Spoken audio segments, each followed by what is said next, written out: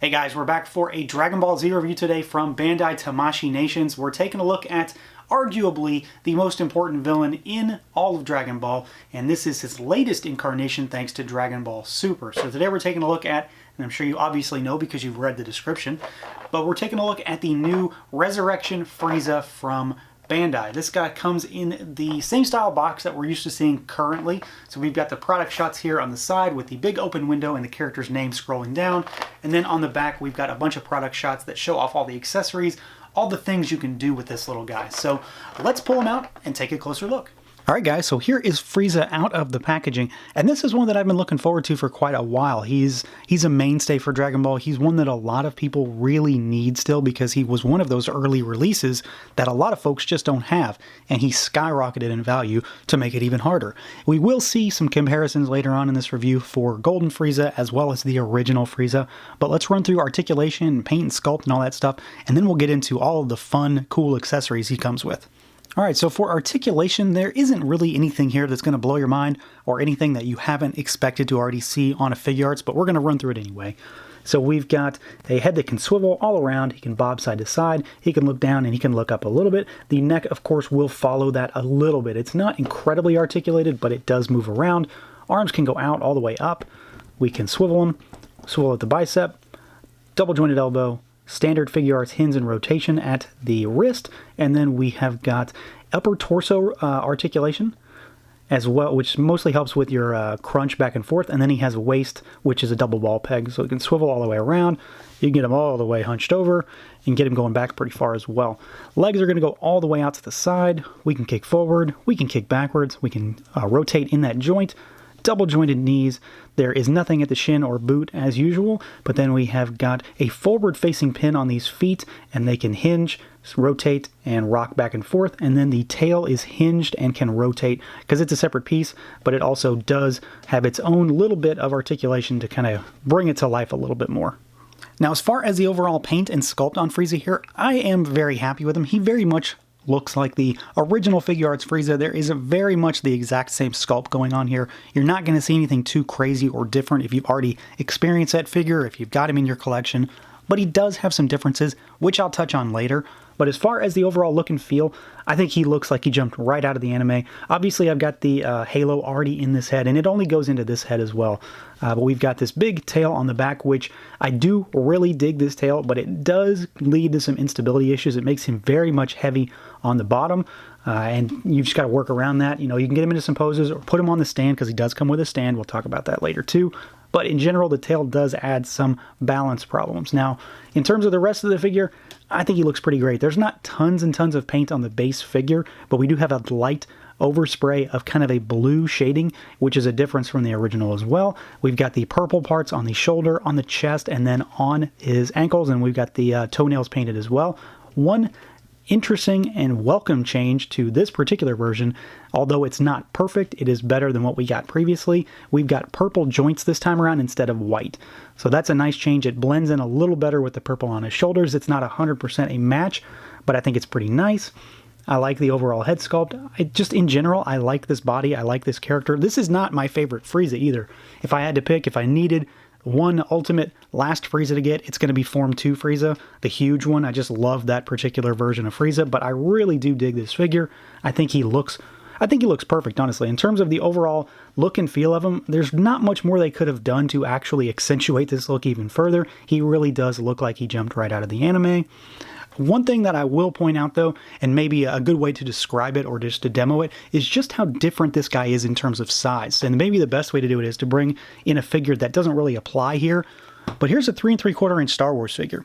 So in terms of the size on Frieza, he is incredibly small. He is only just over 4 inches tall. There's not tons to this figure in terms of height, but he's a smaller character, so it's not like it's a knock on him or anything, but it's just to point out that, yeah, he's definitely a smaller guy, and definitely going to scale pretty well with your Gokus and Vegetas and any other characters you want to pit him against.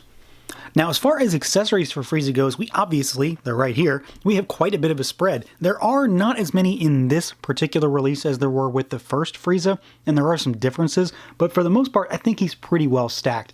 So we've got, as far as hands go, we've got the two fist hands that you've seen quite a bit in this video so far. We have got two open palm kind of blasting hands. We've got a hand with a pointing finger. We've got a hand with a slightly crooked pointing finger. And then we have got some open palm, just like relaxed style hands. We have got the crossed arms kind of swap out piece. So you pop the arms off at the bicep and you can put these on instead. We have got an extra set of feet. So if you want to hoist him up on the stand that he comes with, you can have these kind of dangling down, makes it look like he's slightly more relaxed.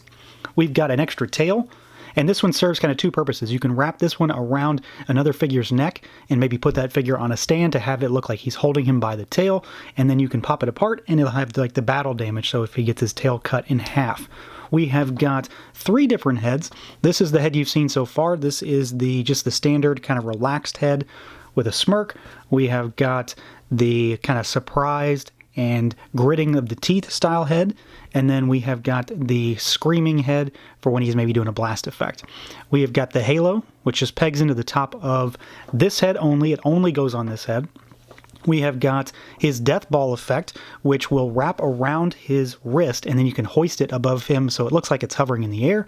And then another thing that utilizes the Tamashii stand is the death beam, which will peg in here, and it's a clear piece of plastic with some pinkish kind of pearlescent type paint on it. So he does have quite a few options in terms of what you can do with him. Not quite as many as the original, which we'll talk about here in a second, but he does have a ton of accessories, and I like the interchangeability that we get, which is pretty standard for a DBZ figure art. So obviously we have to do comparisons before we wrap things up here, and there is a smattering of Friezas out there in the SH Figuarts line. So this is our new guy. This is our golden Frieza, so they're counterparts in terms of the space they're supposed to accommodate in this line. And then this is the original one, so this is the Namek Saga Frieza. This guy and this guy are the obvious comparison points. I just figured I'd throw him in there because it's a Frieza, but he's very different, not only in design, but he's got different sculpted parts. Head's different, tail's a little different, things like that.